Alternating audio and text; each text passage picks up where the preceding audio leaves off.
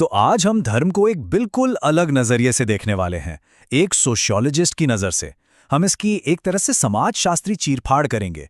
मतलब धर्म को उसके कोर कंपोनेंट्स में तोड़कर समझेंगे कि आखिर कोई भी विश्वास प्रणाली, कोई भी फेथ सिस्टम बनता कैसे है।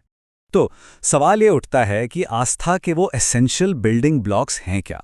वो कौन से फाउंडेशनल चीज़ें हैं जो दुनिया के लगभग हर बिलीफ सिस्टम का एक ढांचा, एक ब्लूप्रिंट तैयार करती हैं? चलिए इसी ब्लूप्रिंट को डिकोड करते हैं। देखिए, हर धर्म की नींव में एक बहुत ही फंडामेंटल बिलीफ होता है। ये मानना कि रियलिटी सिर्फ वो नहीं जो हम अपनी आंखों से देख सकते हैं या महसूस कर सकते हैं, बल्कि उससे कहीं ज्यादा, कहीं परे है। सोशियोलॉजी में इसे सुपरनैचुरल पावर में विश्वास कहा जाता है। इसका मतलब है ये मानना कि एक अलौकिक शक्ति मौजूद है। अब चाहे वो एक ईश्वर हो या बहुत सारे देवता हों या फिर प्रकृति में बसी आत्माएं हों या कोई इम्पर्सनल कॉस्मिक फोर्स, कुछ भी हो सकता है। यही वो कोर बिलीफ है जो इंसान के सबसे बड़े एग्जिस्टेंशियल सवालों का जवाब देने की कोशिश करता है कि भाई हम यहाँ क्यों हैं और हमारी जिंदगी का आखिर मकसद क्या है। अब इस कोर बिलीफ के भी ना कई फ्लेवर्स हैं, कई रूप हैं। एक तरफ है थियस्टिक रिलीजन्स यानी आस्तिक धर्म।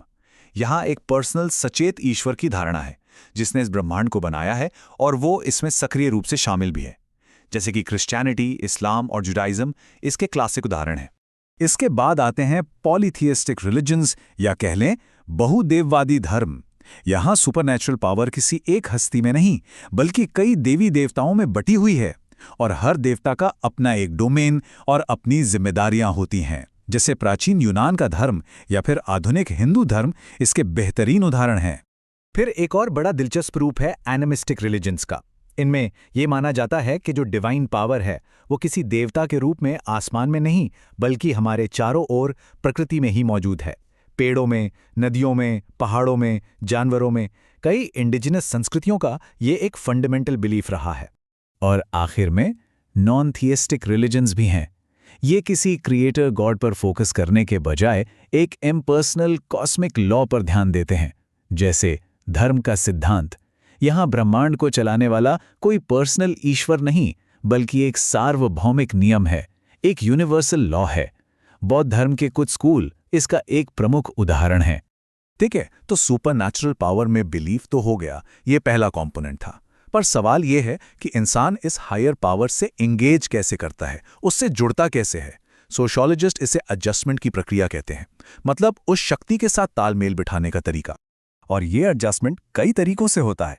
प्रार्थना, जैसे इस्लाम में सलाह, उस डिवाइन पावर से एक सीधा संवाद है। बलिदान और भेंट, जैसे हिंदू धर्म में पूजा, उस शक्ति के प्रति सम्मान और आभार जताने का तरीका है। खास रिचुअल्स और सेरेमनीज, जैसे ईसाई धर्म में बैप्टिज्म, जीवन के जो महत्वपूर्ण पड़ाव होते हैं उन्हें डिवाइन से जोड़ते हैं।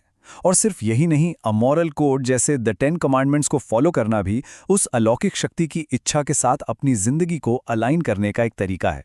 और यहीं से हमारा तीसरा कंपोनेंट निकल कर आता है, ए मॉरल फ्रेमवर्क। हर धर्म एक तरह का मॉरल कॉम्पस देता है।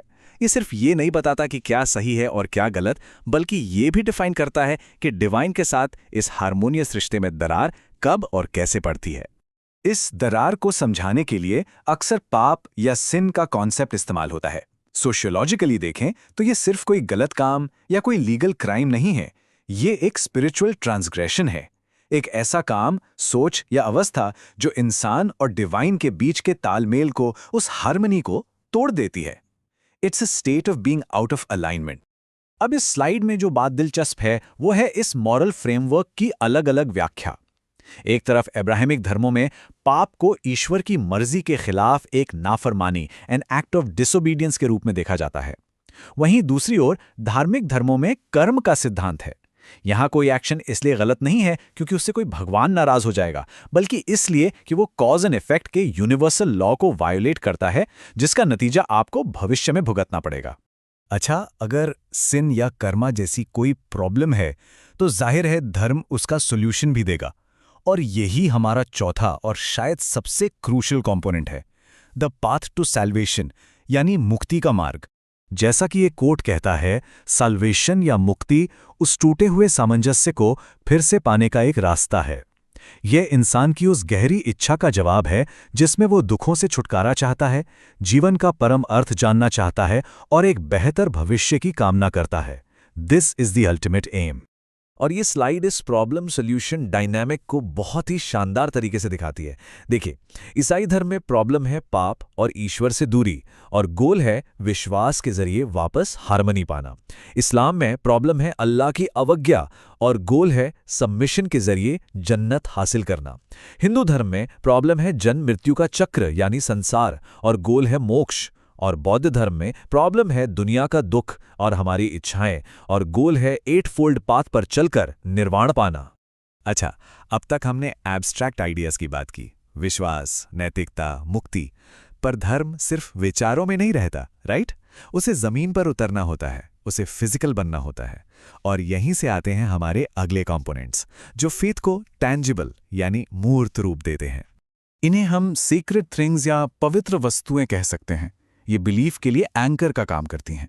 ये हिंदू धर्म में देवता की मूर्ति हो सकती है, या गाय और गंगा जैसी पवित्र प्रकृति हो सकती है। ये बुद्ध के अवशेष जैसे रिलिक्स हो सकते हैं, या कुरान और तौराह जैसे पवित्र ग्रंथ हो सकते हैं। इन चीज़ों को उनके स्पिरिचुअल सिग्निफिकेंस की वजह से सेक्रेड माना जाता है, उनकी मटीरियल वैल्यू की वजह से नहीं। इन सेक्रेड ऑब्जेक्ट्स के साथ इंटरैक्ट करने के कुछ तय कोडिफाइड तरीके होते हैं, यानी वर्शिप प्रोसीजर्स। इसमें मूर्ति पूजा हो सकती है, जैसा हिंदू पूजा में होता है, या फिर फॉर्मलेस वर्शिप हो सकती है, जैसा इस्लामी सलाह में, जहां सीधे ट्रांसेंडेंट गॉड से जुड़ा जाता है। लिटर्जिकल वर्शिप एक तय स्ट्रक्चर और रिचुअल्स को फॉलो करती है, जैसे क्रिश्चियन यूकरिस्ट। और मेडिटेटिव वर्शिप में तो मौन और ध्यान ही पूजा का मुख्य रूप बन जाता है, जैसा कि ज़ेन बौद्ध धर्म में होता है। और हमारा आखिरी छठा कंपोनेंट है पूजा का स्थान। ये सिर्फ इमारतें नहीं हैं, बल्कि ये वो सीक्रेट स्पेसेस हैं जहां ये माना जाता है कि डिवाइन और ह्यूमन वर्ल्ड एक दूसरे से मिलते हैं, जहां सो टू स्पीक जमीन और आसमान एक होते हैं। इन जगहों के आर्किटेक्चर, उनका डिजाइन अक्सर उनके कोर बिलीव्स का ही रिफ्लेक्शन होता है। जैसे हिंदू मंदिर का गर्भगृह कॉस्मिक माउंटेन का प्रतीक है। चर्च का cross shape design Isa Masih के बलिदान को दर्शाता है। मस्जिद में मेहराब मक्का की दिशा बताकर पूरी कम्युनिटी को एक करती है, और सिनेगॉग में एरोन को डैश वो पवित्र संदूक है जहां तौरा को रखा जाता है। तो ये स्थान आस्था का एक भौतिक, एक फिजिकल सेंटर बन जाते हैं। तो हमने धर्म के पूरे ब्लूप्रिंट को डिकोड कर लिया है। एक core belief in a supernatural power, उससे जुड़ने का तरीका यानी एडजस्टमेंट, एक moral framework, a path to salvation, और आखिर में सेक्रेड ऑब्जेक्ट्स और प्लेसेस जो इस सब को टैंजिबल बनाते हैं। अब इन कंपोनेंट्स को दिमाग में रखकर ये सोचिए, हमारी दुनिया में ऐसी कौन सी सेक्युलर प्रणालियां हैं, चाहे वो राजनीति में हो, स्पोर्ट्स में या टेक्नोलॉजी में, जो इन सभी पैमानों पर खरी उतरने के कारण धर्म जैसी दिखने लगती हैं। इस पर सोचिएगा जरूर।